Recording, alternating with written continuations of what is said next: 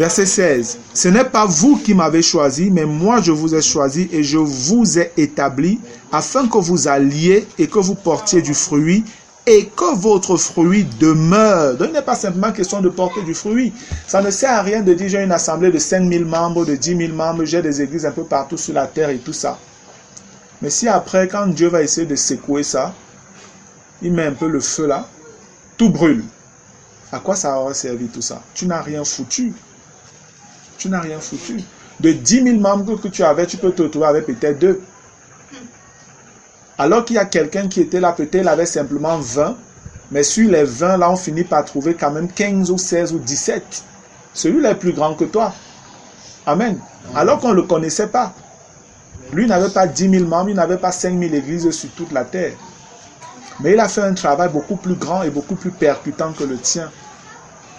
Ce qui est important, frère, c'est de courir, c'est d'œuvrer selon les règles. Amen. Amen. Le Seigneur a dit même à Moïse déjà, aie soin de faire selon le modèle qui t'a été montré sur la montagne.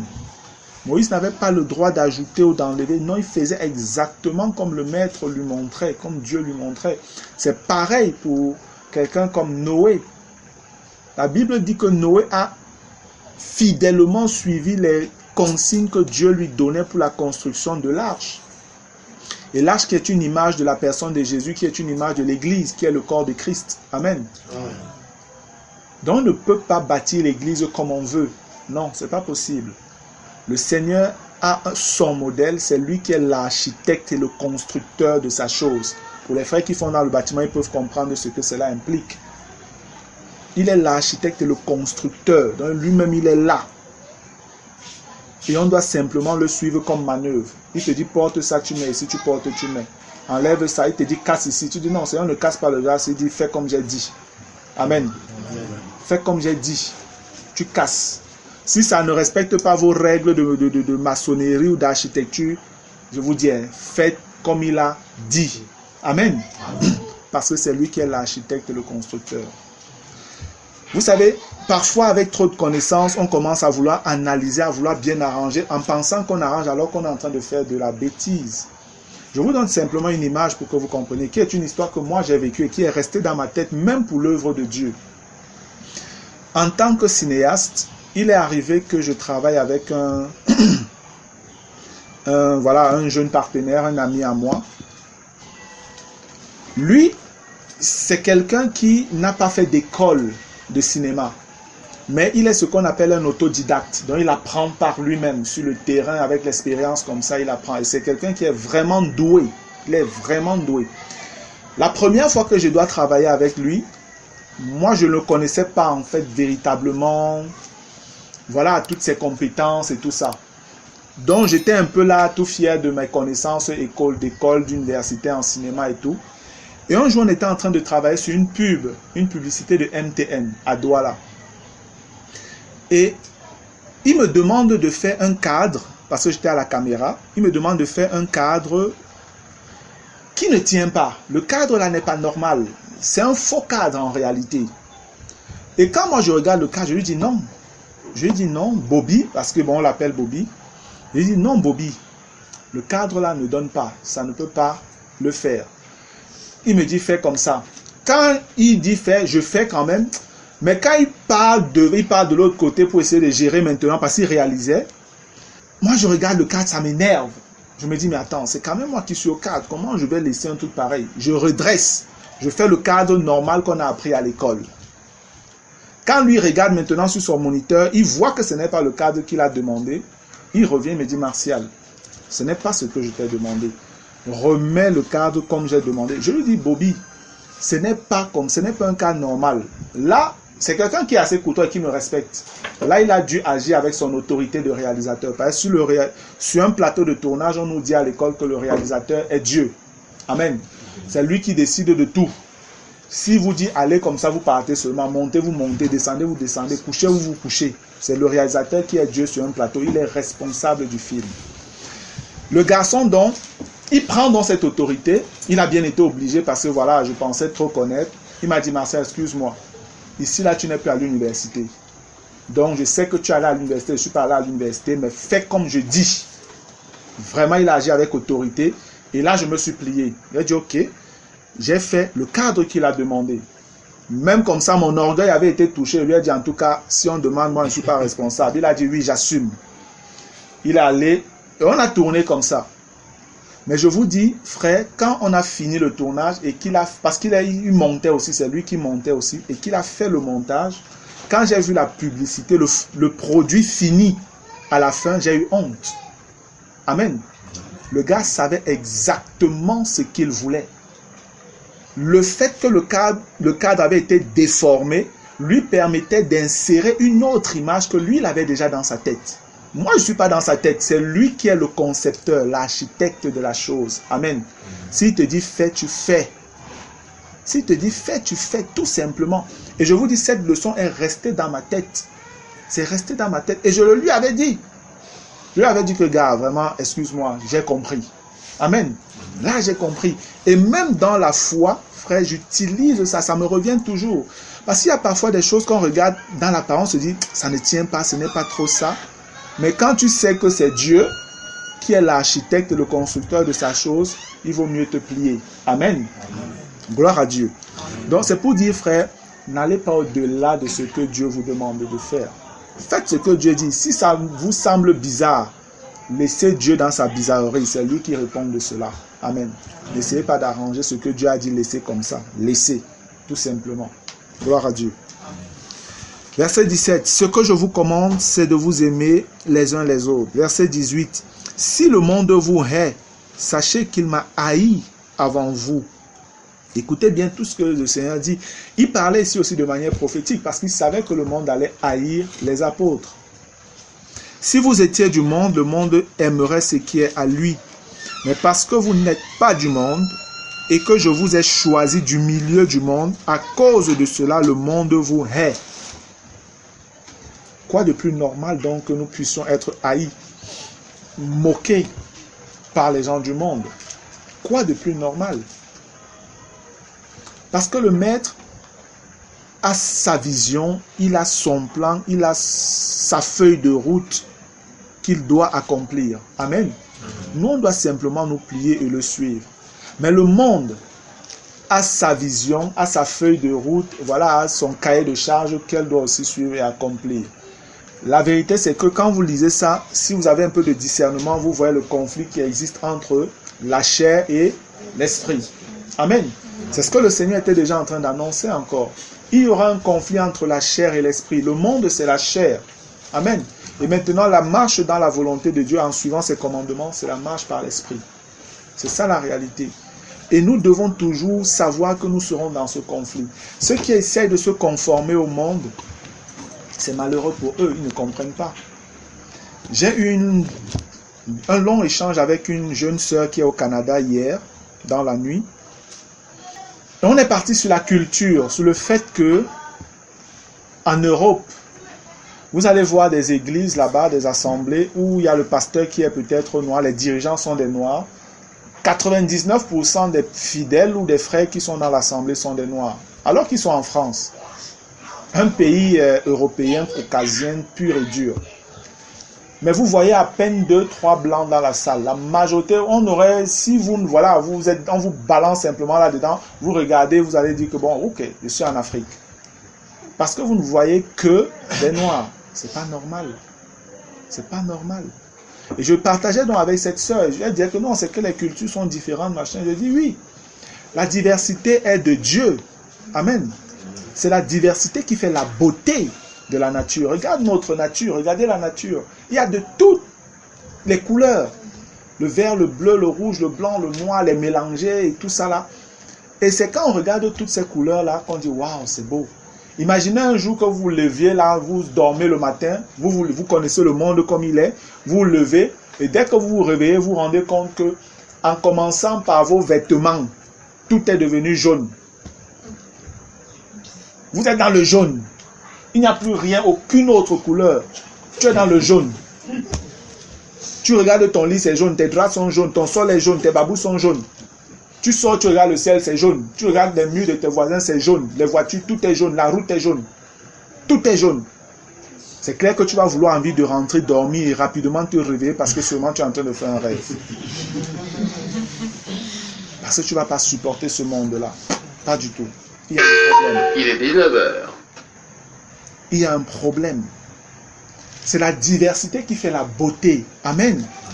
Moi, je rêve, frère, d'être dans une assemblée où on trouve des Congolais, des Gabonais, des Camerounais, et puis des Chinois, des Européens, des Américains, je ne sais pas, tous là ensemble.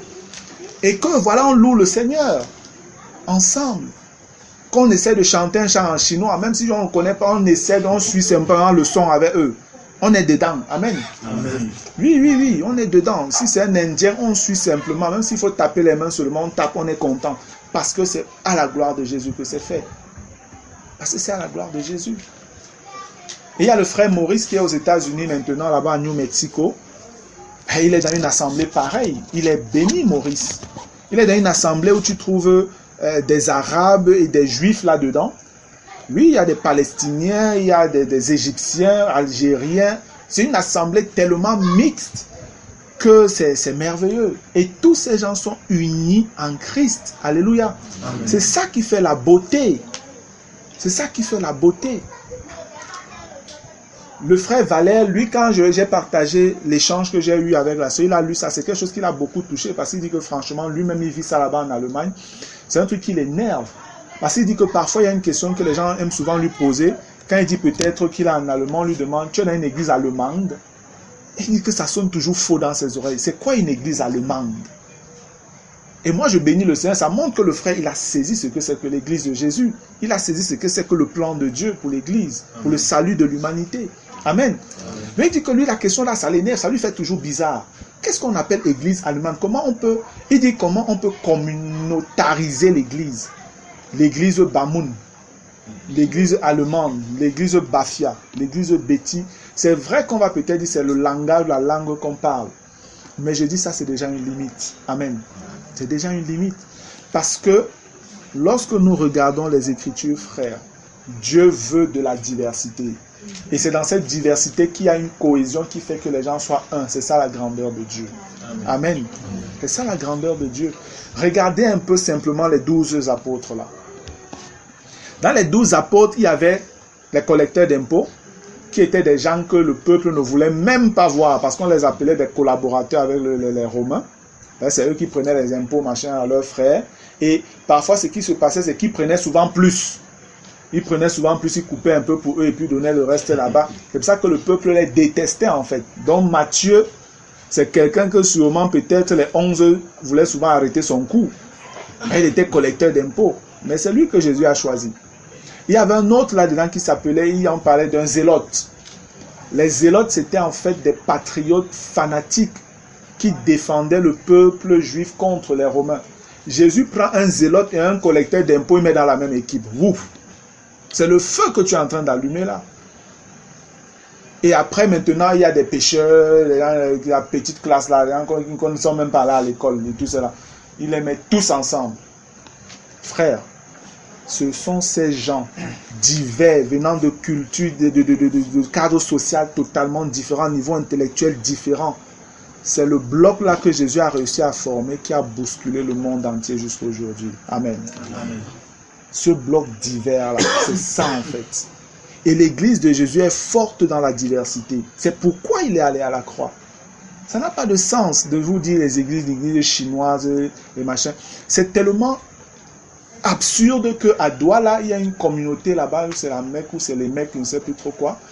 Dans cette communauté, c'est une communauté qui à la base vient de Corée. Et je vous dis, sur un large terrain comme ça, il y a deux grandes salles qu'ils ont construites. Une salle pour les Coréens et une autre salle pour les Noirs, les Camerounais. Vous vous rendez compte? Je vous dis la vérité. Je vous dis la vérité. Et ils disent qu'ils servent Christ. Ils disaient qu'ils servent Christ. C'est là un village. C'est un village là-bas à Douala. Quand il y a eu les problèmes même dans cette communauté, ça passait à la télé, à Canal 2, ça a fait beaucoup de bruit à Canal 2 à un moment. Et vous voyez les Coréens qui sortaient de leur salle et qui venaient regarder comme ça là, l'autre salle de leurs frères camerounais qui étaient en train de se donner des coups. C'est où quelqu'un avait dit, je te donne le coup du Saint-Esprit. À la télé. À la télé, sérieux. À la télé, des gens qui se disent frères chrétiens. À la télé, à Canal 2. Vous voyez comment les pasteurs montent sur les tables, les chaises pour bagarrer. Et les caméramans, oh, ils aiment ça. Les médias aiment ça. Les gars n'ont pas loupé une minute. Et ils ont fini en justice parce que le terrain. Comment on peut comprendre ça? Si vous avez assez d'argent, vous voulez construire même les grosses salles. Alors, ok, allez-y si vous voulez construire les salles. Construisez les salles, mais soyez ensemble. Soyez ensemble. Que des Coréens soient mélangés à des Camerounais. Amen. Mariez-vous même entre que Camerounais épouse une Coréenne ou je ne sais pas. Voilà l'église de Jésus-Christ. Voilà l'église de Jésus. Moi, je dis aux frères, parce qu'il y a certains frères là, souvent que je connais, et tout quand ils veulent aller en Europe, ils viennent, frère, je veux d'abord avoir une fiancée ici avant de partir, je veux d'abord me marier avant de partir. Je dis, pourquoi tu penses que c'est urgent? Il dit que non, il veut me marier, il veut épouser une Camerounaise. Il dit, pourquoi? Pourquoi tu veux épouser une Camerounaise à tout prix? Je lui ai dit, je ne suis pas d'accord. Je suis désolé. Si tu veux mon avis, je ne suis pas d'accord.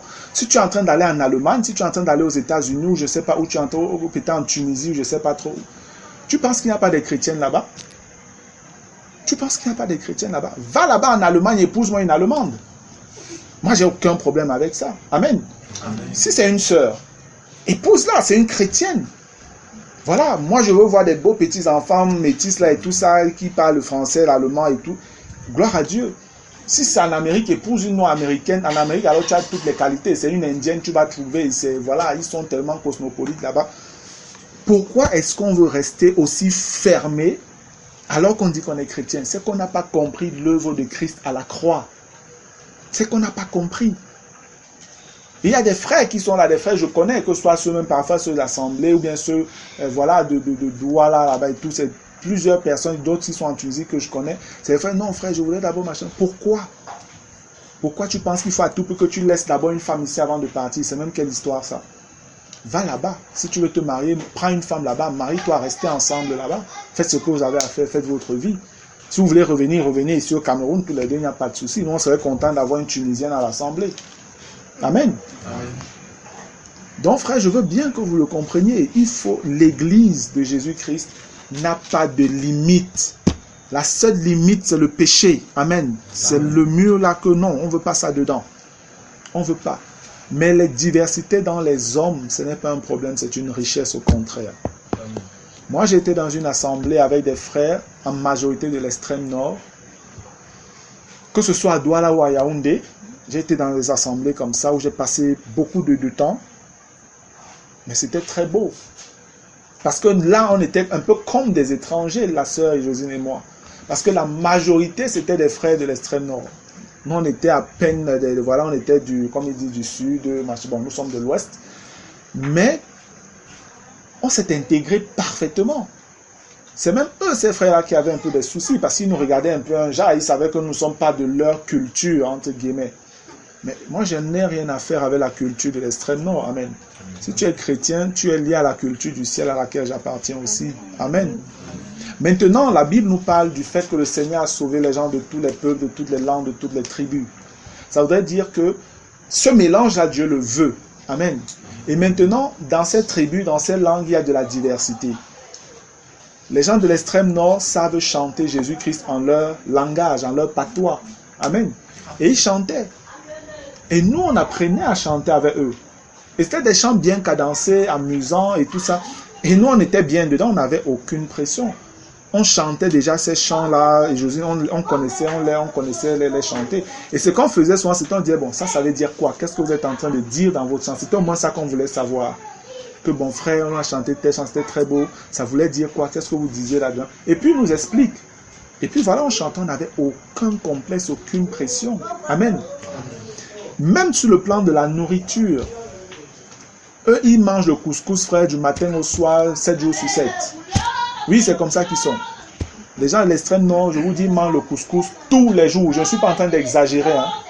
Si, tous les jours. Donc, prépare-lui le meilleur riz du monde et tout ça. Il faut qu'à côté du rouleau, il y ait le couscous. Prépare-lui le plantain, le congré, tout. S'il n'y a pas le couscous, il va te dire que tu ne l'as pas honoré. Je vous dis la vérité, c'est ce que nous on a appris. Couscous toujours, et pas n'importe quel couscous, un couscous dur. Alors on appelait ça le dur. Donc le couscous est dur, c'est même pas un peu souple comme les couscous de l'Ouest d'où nous venons. Mais frère, voilà, on a appris à manger et c'était le genre, quand ils s'asseyent, ils mangent tous dans le même plat, dans la même assiette et la sauce gombo, donc on trempe là, chacun prend sa part comme ça.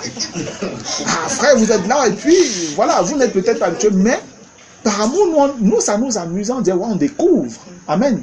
On n'avait pas de pression à manger comme ça.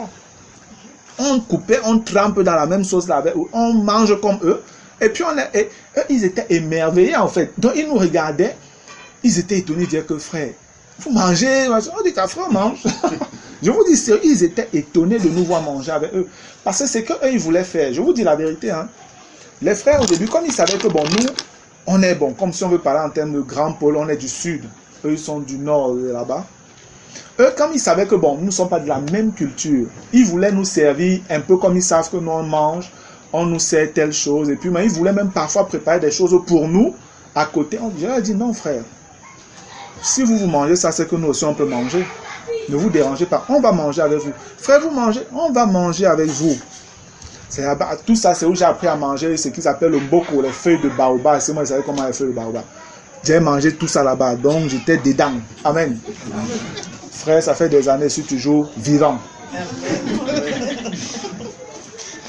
Donc les blocages, les barrières que les gens mettent à l'œuvre de Christ, c'est parce qu'ils n'ont pas compris ce que Jésus est venu faire. Amen. Amen. Ils n'ont pas compris ce que Jésus est venu faire. Et je vous dis, c'est cette attitude que nous avons manifestée auprès de ces gens qui a davantage ouvert leur cœur à l'évangile, au message qu'on annonçait. Amen. C'est davantage ça qui les avait touchés. Et ces frères se sont vraiment épris d'amour pour nous. Véritablement. Donc voilà, frère, je veux juste que nous comprenions que le monde a sa manière de penser qui est liée à la chair. Le Seigneur Jésus a sa manière de penser et nous devons comprendre que c'est une pensée qui vient du ciel. Amen. Gloire à Dieu. Verset 20. Souvenez-vous de la parole que je vous ai dite. Le serviteur n'est pas plus grand que son maître. S'ils m'ont persécuté, ils vous persécuteront aussi. S'ils ont gardé ma parole, ils garderont aussi la vôtre. Amen. Le Seigneur était très clair avec eux. Il ne parlait pas en parabole ici. C'était très clair, c'est vrai. Ce que le maître est en train de dire là. Souvenez-vous de la parole que je vous ai dite. Le serviteur n'est pas plus grand que son maître. Le Seigneur leur a dit ça où? Lorsque vous regardez, c'est dans Jean 13 qu'il le disait, n'est-ce pas? Dans Jean 13, au verset 16. Si on commence au verset 14, au verset 13, il dit, Jean 13, verset 13, « Vous m'appelez Maître Seigneur et vous dites bien, car je le suis. Si donc je vous ai lavé les pieds, moi, le Seigneur et le Maître, vous devez aussi vous laver les pieds les uns aux autres. » Amen. Voilà comment le Seigneur leur apprenait l'amour et l'humilité. « Car je vous ai donné un exemple afin que vous fassiez comme je vous ai fait. En vérité, je vous le dis, le serviteur n'est pas plus grand que son Seigneur, ni l'apôtre plus grand que celui qui l'a envoyé. Si vous savez ces choses, vous êtes heureux pourvu que vous les pratiquiez. » Alléluia. Et le Seigneur revient donc, vous voyez que c'est la même causerie, c'est la continuité simplement. Là, il vient au verset 20, il dit, « Souvenez-vous de la parole que je vous ai dite là au début. Le serviteur n'est pas plus grand que son maître. S'ils m'ont persécuté, ils vous persécuteront aussi. S'ils ont gardé ma parole, ils garderont aussi la vôtre. » Après, il dit au verset 21, « Mais ils vous feront toutes ces choses à cause de mon nom, parce qu'ils ne connaissent pas celui qui m'a envoyé. » Voici encore une très très belle identification de Jésus avec son Église, avec ses enfants, avec ses fidèles. C'est une merveilleuse identification.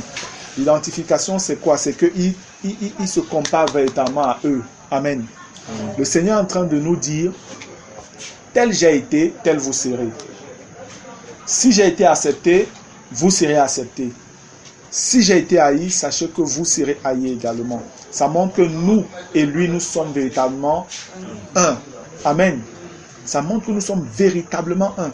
Donc, c'est dangereux de vouloir se compromettre avec le monde parce que on a honte, parce qu'on a peur, parce que. La sœur avec qui je discutais hier, dont j'ai eu l'échange sur la culture et tout ça, parce qu'elle est en Allemagne, elle dit, ah bah, ce n'est pas facile de prêcher l'évangile et tout. Je lui ai dit, c'est vrai, ça peut être différent parce que De la même manière que la Bible s'étudie selon le contexte, l'évangile s'annonce, se prêche selon le contexte où on se trouve aussi. L'Afrique, parce qu'elle dit que nous en Afrique, au Cameroun, peut-être c'est facile, tout le monde connaît que Dieu est là. Tu peux dire facilement à quelqu'un, Jésus t'aime, répands-toi, donne-lui ta vie. Elle dit que mais là-bas, il faut d'abord prouver à quelqu'un que Dieu et Jésus là existent. Il faut d'abord leur prouver que Dieu existe avant de commencer à leur parler que c'est compliqué. Moi, je lui ai simplement dit, quand tu es dans un contexte comme celui-là, ce qu'il faut faire, c'est vivre. Vis la vie de Christ. Amen. Tous les hommes ont le même cœur. Un cœur qui est vide et qui a besoin de Dieu. Et lorsque tu vis la vie de Christ, ceux qui sont les brebis du Seigneur verront cette vie et auront envie de vivre cette vie-là. Amen. Et c'est comme ça que le Saint-Esprit lui-même conduira même les gens vers vous, afin que vous leur annoncez le conseil de Dieu.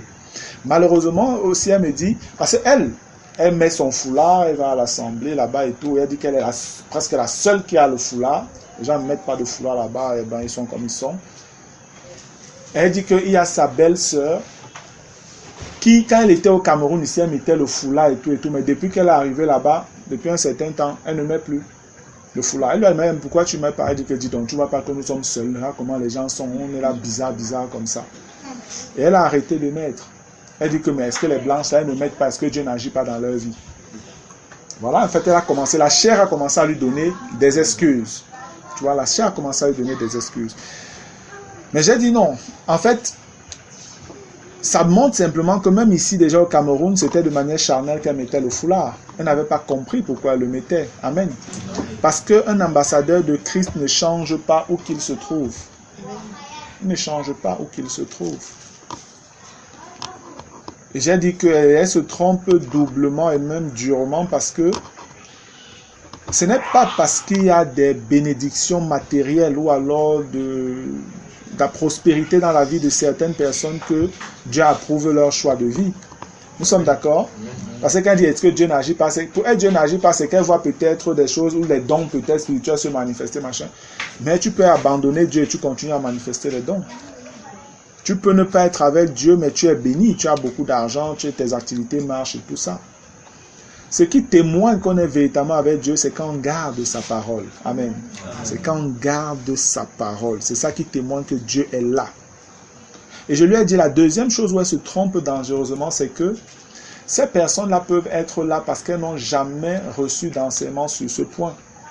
Et elles agissent en fonction des lumières qu'elles ont. Et Dieu nous jugera en fonction des lumières qu'il nous a données. Amen. Donc si elle a eu ces lumières et elle les rejette parce qu'elle veut se conformer aux gens qui sont dans l'ignorance, alors que c'est elle qui devait aider même peut-être ces personnes-là, elle sera doublement condamnable par le Seigneur. Est-ce que vous comprenez le danger? Et j'ai dit à cette sœur, garde les choses que tu as apprises, sachant de qui tu les as apprises. Amen. Reste fidèle. Et elle m'a dit, frère, vraiment, moi, il n'y a pas de pression. C'est vrai que c'est dur, mais je crois que Dieu m'agrée, Dieu m'accepte dans la condition où je suis. Amen. Et elle dit, voilà, avec son mari, ils sont en train de voir comment davantage annoncer l'évangile et tout ça. Et elle m'a donné un témoignage qui m'a béni, juste attestant ce que je lui disais. Elle disait que justement, sa bailleresse, une fois, a regardé son mari, et puis elle dit à son mari que vraiment, vous avez quelque chose de particulier. Je ne sais pas trop, mais je vois quelque chose de particulier en vous. Et il a profité pour lui prêcher l'évangile. Amen. Voilà, justement. Vous vivez la vie de Christ, le Saint-Esprit lui-même commence à toucher les cœurs. Gloire à Dieu.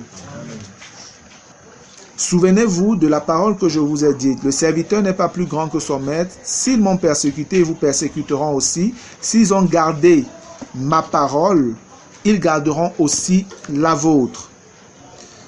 Mais il y a des gens aujourd'hui, Jésus, on a rejeté ses paroles, mais on accepte leurs paroles à eux. Ça veut dire qu'ils ont changé le message. Amen.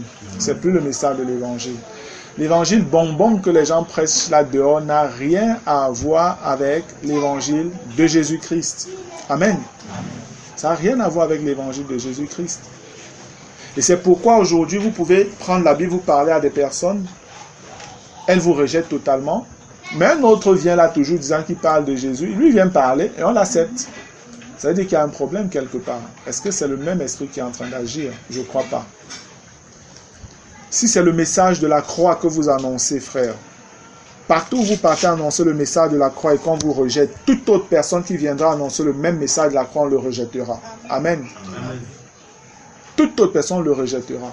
Mais si vous avez déjà édulcoré, mélangé le message du Seigneur, Dès que quelqu'un qui prêche le message véritable vient, il prêche, on va le chasser. Toi, tu viens avec ton message faux, tu prêches, on va dire, mais voilà quelqu'un qui dit la vérité. C'est le genre si qu'on voulait. En vérité, c'est que celui-là est descendu de la croix. Amen. Il n'est pas demeuré sur la croix. Souvenez-vous qu'on disait à Jésus, si tu es le Fils de Dieu, descends de la croix et nous croirons en toi. Vous voyez la ruse? Vous voyez la ruse? Il a fait des miracles extraordinaires, ressuscité des morts, marché sur l'eau, multiplié le pain. Vous avez vu tout ça, vous n'avez pas cru. La seule chose que vous voulez maintenant pour croire, c'est qu'il descende de la croix. C'est qu'il descend de la croix. Et il y a beaucoup de prédicateurs qui sont descendus de la croix parce qu'ils voulaient la foule. Il y a beaucoup de chrétiens qui descendent de la croix parce qu'ils veulent se conformer au monde. Beaucoup. Il y a la sœur Brice Elving, la grande sœur de Cristal, qui est venue me voir ici avec une note qu'elle avait écrite pour celui qui allait être son patron. Parce qu'on l'a licencié, on l'a renvoyé du boulot.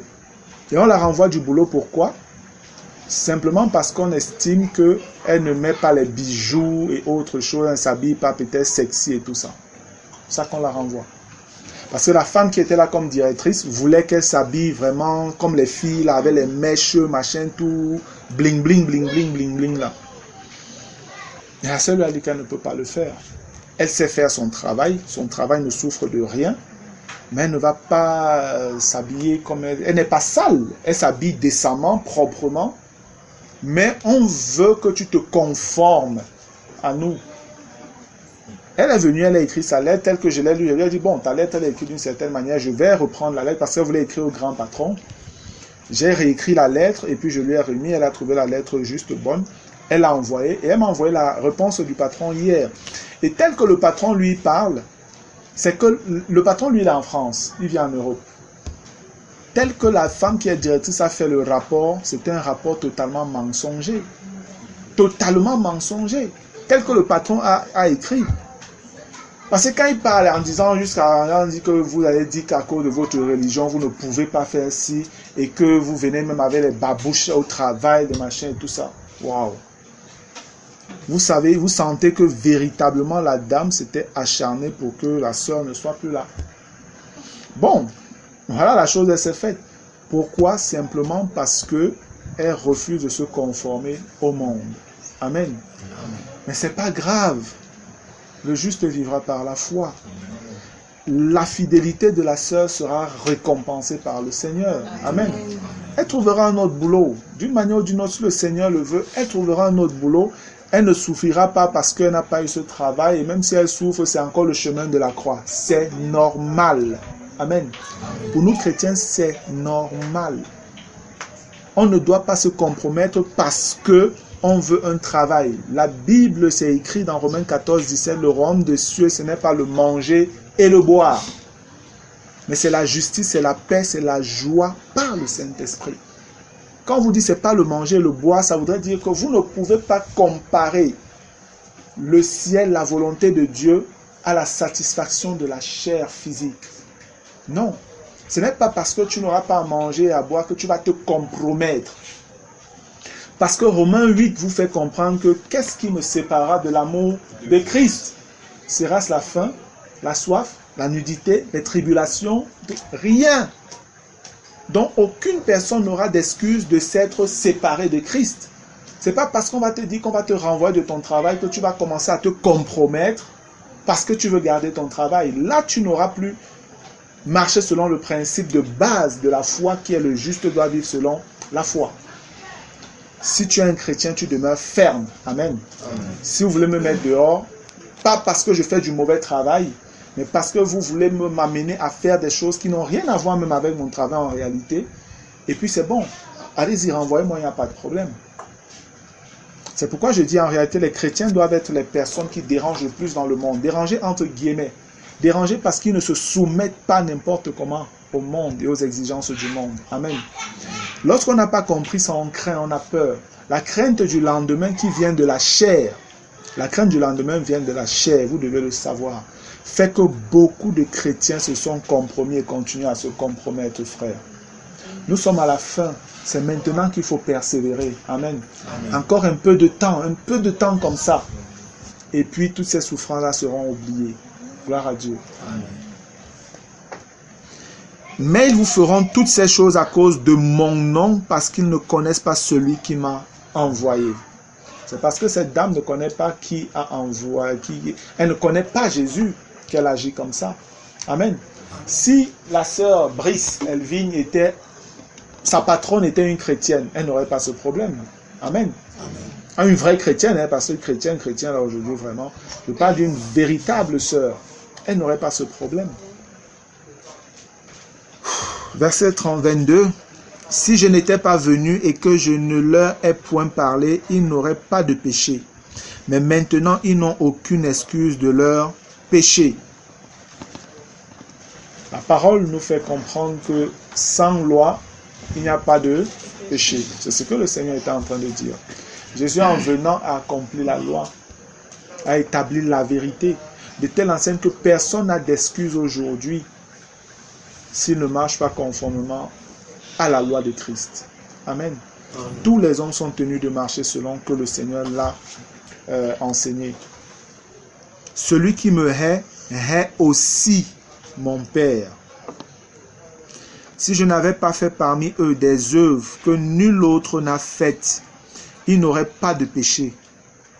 Mais maintenant, ils les ont vus et ils ont haï et moi et mon Père. Pardon. Amen. Amen. Ils ont haï et moi et mon Père. Jésus et son Père. C'est deux personnes. C'est deux personnes. C'est pas, voilà, c'est deux personnes. Il y a le Père, il y a le Fils, et le Père n'est pas le Fils n'est pas le Père. Amen. Amen. Les Écritures sont assez claires là-dessus. Si vous voulez comprendre autrement, il va falloir que vous tronquez les Écritures et que vous fermez votre intelligence à la vérité que le Saint-Esprit vous montre. Et là, ce n'est plus honnête. Si je n'avais pas fait parmi eux des œuvres que nul autre n'a faites, ils n'auraient pas de péché. Mais maintenant, ils les ont vus et ils ont haï et moi et mon Père. Mais cela est arrivé afin que s'accomplisse la parole qui est écrite dans leur loi. Ils m'ont haï sans cause. Frère, ça doit être notre partage. Il est malsain qu'un chrétien soit haï avec raison. Il ne faut pas que les païens ou quelqu'un, quand il porte une accusation contre toi, qu'il ait raison, qu'il se fâche contre toi, qu'il ait raison. Ce n'est pas bon. Vous devez toujours être vraiment pur de tout ce qu'on peut vous accuser. Amen. Amen. Le Seigneur Jésus-Christ l'a fait. Jésus a pu se tenir devant des adversaires, des gens qui le guettaient, qui envoyaient des espions le suivre, qui envoyaient des gens écouter la moindre chose qu'il dirait pour le prendre au piège. Il a pu être devant ces gens et leur dire: qui de vous me convaincra de péché? Alléluia. Amen. C'est merveilleux. Qui de vous me convaincra de péché? Donc il n'est pas en train de dire: est-ce que quelqu'un va m'entraîner dans le péché? C'est pas ça. Il est en train de dire: lequel parmi vous là peut dire le péché qu'il m'a vu commettre? C'est ça le sens de cette parole. Qui parmi vous peut dire le péché que j'ai commis? Personne n'a pu se prononcer. Et même quand on a pris des faux témoins pour venir l'accuser, certains ont dit: il a dit que de tuer vers des contenus. On dit que même leurs témoins là ne concordaient pas. Mais ils ont quand même trouvé le moyen de le tuer. Ils ont quand même trouvé le moyen de le tuer. On pourrait se dire: mais pourquoi machin Dieu a permis? Non, la chose a été faite ainsi parce que il fallait véritablement que les hommes que nous sommes et que les êtres spirituels que sont les anges et tous les autres esprits voient et témoignent de la méchanceté de Satan et de tous ceux qui l'ont suivi. Amen. Ils ont réussi à condamner un juste. Ils ont réussi à condamner un juste devant toute la face de l'univers. Donc la moindre personne qui est juste devrait reconnaître que ces gens-ci, c'est eux qui n'étaient pas nets. Et c'est pourquoi on peut rendre témoignage à ce que l'officier romain qui était au bas de la croix là a dit. Sûrement celui-ci était le Fils de Dieu. Comme pour dire que c'était un homme juste. Amen. Amen. C'est ça le témoignage qu'il a rendu. Et toute personne juste devrait reconnaître cela en fait. Que tu aimes Jésus, que tu n'aimes pas, tu devrais quand même reconnaître que vraiment il n'y avait pas de raison pour qu'on le condamne. Et je vous dis, il y a des grands hommes de loi, des Anglais, qui ont pris la Bible et qui ont étudié la Bible dans le sens d'étudier le procès de Jésus. Ils ont étudié le procès de Jésus sur un plan juridique. Et ils sont arrivés à la conclusion que véritablement, il y a eu tellement d'injustice dans cette affaire, tellement de choses violées, que ce soit du côté des Juifs comme du côté des Romains, parce qu'il fallait le condamner. Et la chose merveilleuse et glorieuse, c'est que ces gens-là se sont convertis. Amen. Ces gens se sont convertis après leur étude. Ils ont sorti un livre dessus, sur le tribunal de Christ, là, la fausseté du tribunal de Christ, tous les dérapages qu'il y a eu. Ce livre, ils l'ont sorti. C'est vrai, c'est en anglais le livre. Mais je vous dis, par ce travail d'experts du domaine du droit, du domaine des enquêtes policières et tout ça, les gars ont été convaincus que non, cet homme était particulier. C'est comme ça qu'ils ont cru. Amen. Verset 24. Si je n'avais pas fait parmi eux des œuvres que nul autre n'a faites, ils n'auraient pas de péché. Mais maintenant, ils les ont vus et ils ont haï et moi et mon Père. Mais cela est arrivé afin que s'accomplisse la parole qui est écrite dans leur loi. Ils m'ont haï sans cause. Ça, c'est écrit dans un psaume. Amen. Ça, c'est un psaume de quoi? Ce psaume 35, un truc comme ça. Voilà. Le verset 26. Quand sera venu le consolateur que je vous enverrai de la part du Père, l'Esprit de vérité qui vient du Père, il rendra témoignage de moi. Ça fait mal à plusieurs, mais c'est la Trinité, ça. Je suis désolé, vraiment, je ne sais pas comment comprendre ça autrement. Le consolateur, c'est le Saint-Esprit qui est l'Esprit de vérité. Amen. Qui vient de la part du Père et voilà, qui rendra témoignage de moi qui est le Fils. C'est pas la même personne. Verset 27. Et vous aussi, vous rendrez témoignage parce que vous êtes avec moi dès le commencement. Alléluia. Amen. Voilà, bien-aimés, ce que je pouvais partager comme ça, rapidement avec vous. Comme je l'ai déjà dit depuis le départ, il n'était pas question d'entrer dans trop de profondeur. Donc, je survole un peu les versets, mais je donne des choses un temps soit peu essentielles pour notre édification, pour notre soif même davantage à aller creuser, à désirer la présence du Seigneur. Amen.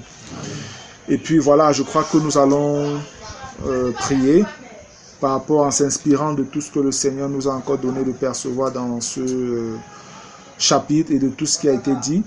Nous avons encore le chapitre 16 et le chapitre 17. Par la grâce de Dieu, nous allons les voir les autres fois. Amen. Je vais prier. Éternel Dieu d'Abraham, Dieu d'Isaac et de Jacob, je veux te bénir encore pour cette soirée, Papa. Merci même pour tout ce que tu nous as encore donné d'apprendre ce soir. Merci Jésus parce que tu as véritablement manifesté ton amour envers tes disciples. Ô Dieu, dans ce lieu secret, intime que tu avais préparé. Seigneur, nous croyons que ce message nous est adressé à nous aussi aujourd'hui.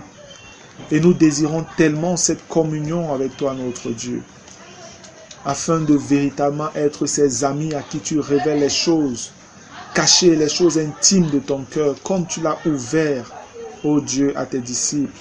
C'est aussi à nous que tu l'as ouvert ton cœur.